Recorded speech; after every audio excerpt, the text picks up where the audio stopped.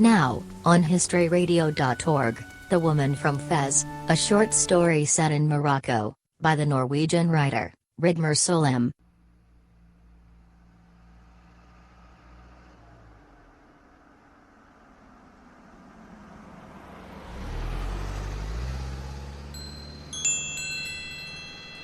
The Woman from Fez by Rigmor Solem. I saw her as I passed Garden Royal, the Catholic cemetery on the outskirts of Fez. She was drenched to the bone and wore a white dress. I stopped. She climbed into the seat next to me. Her long hair flowed like black stripes down her back. She was young. Her features were soft. A beautiful woman like so many in Morocco.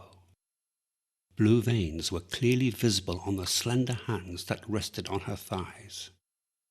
I asked if she was going to Fez. She nodded.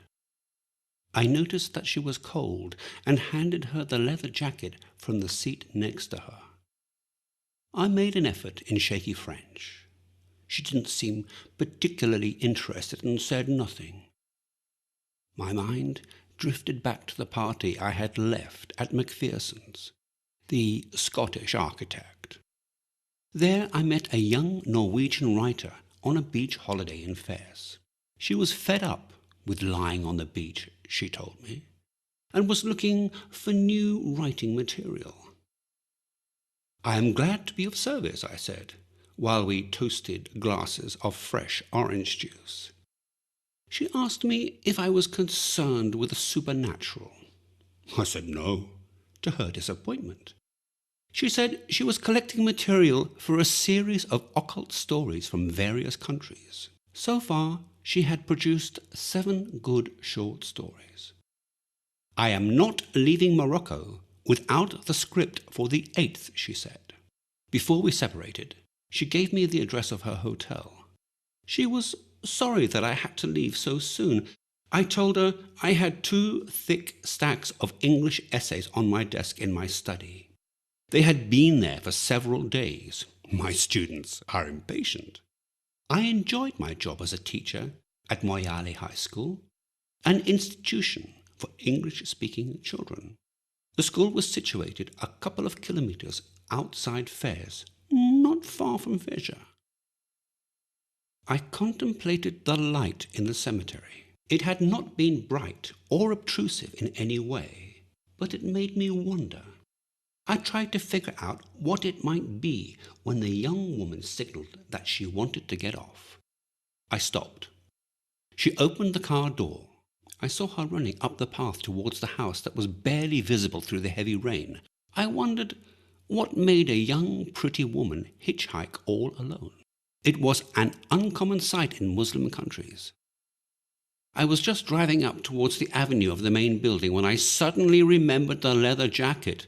It was an expensive piece of clothing, but what was worse was the fact that my passport and my driver's license were in the inside pocket. So was my wallet. But as I never was in the habit of carrying large amounts of cash on my person, this was of less concern. Was the young woman a trap? The first months in Morocco, I had several times been scammed by petty criminals, but not any more.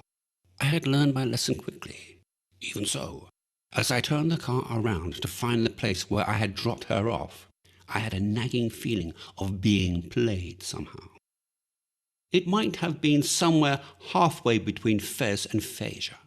The rain kept pouring, and I was annoyed when I finally located the house.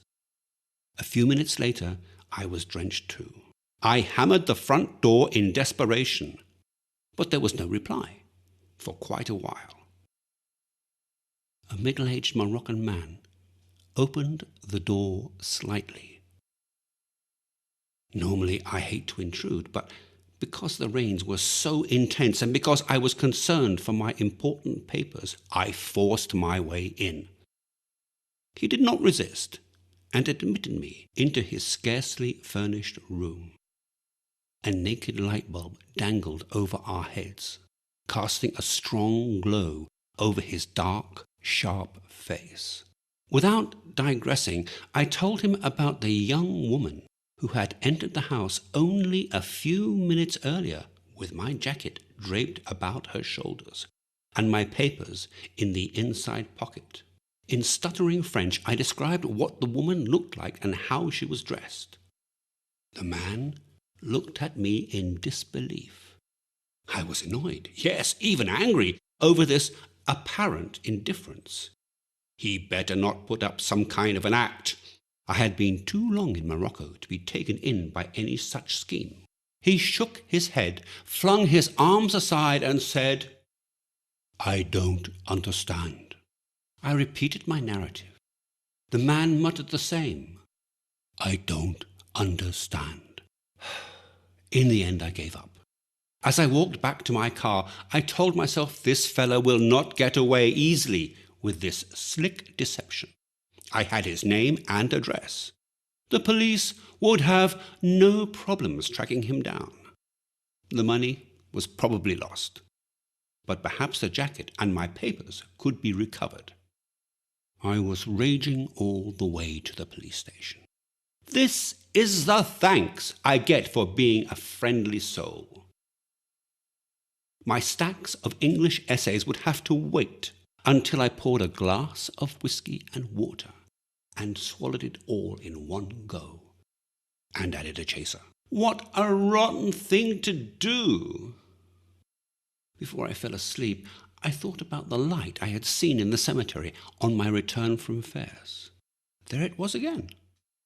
Or was I mistaken?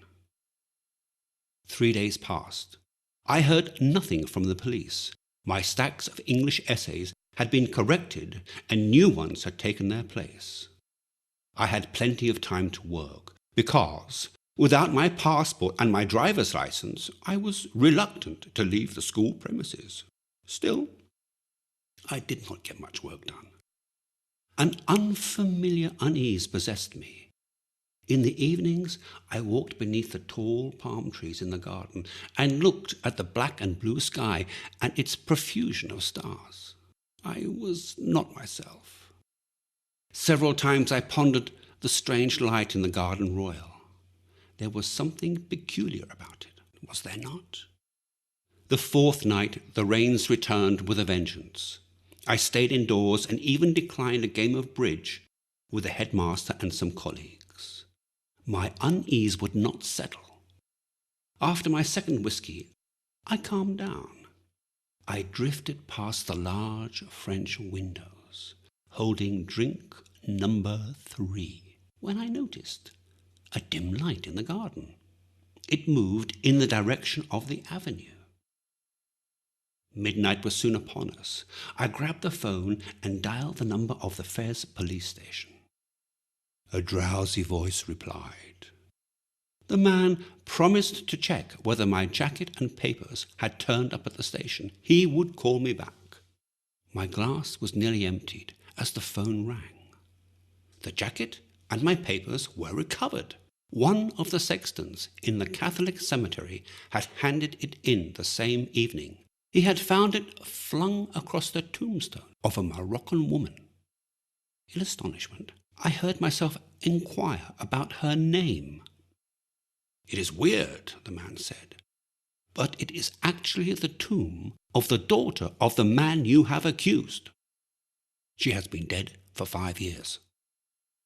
The following day, I retrieved my jacket. Then I walked down to the Hotel Soraya to look for the Norwegian writer. When she opened the door, she looked pleased and surprised to see me.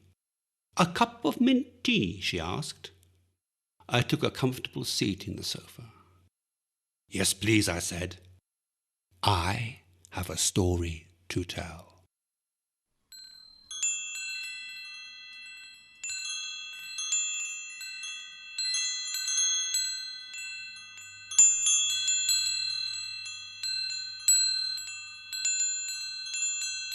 You have just heard The Woman from Fez, a short story set in Morocco, by the Norwegian writer, Rigmor Solem.